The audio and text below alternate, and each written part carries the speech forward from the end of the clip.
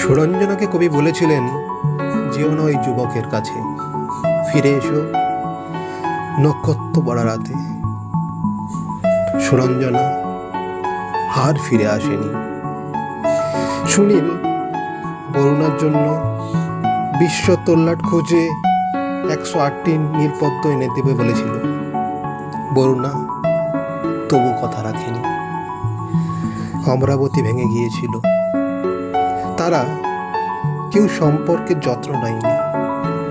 ওরা কথা রাখবে না জেনেও আমরা বারবার ফিরে যাই। সুরঞ্জনা বরুণার কাছ থেকে সুখ ভেবে কুড়িয়ে আনা কষ্ট আরো সুখের লাগে।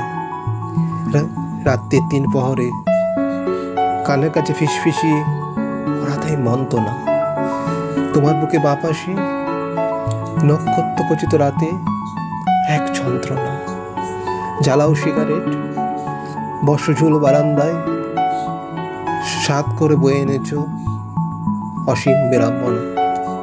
কেউ কি ইচ্ছে করে দুঃখ নিয়ে আসে? বুকের গহীনে কষ্ট পুষতে ভালোবাসে। কেউ কথা রাখেনি, কেউ কথা রাখেনি, কেউ কথা রাখেনি।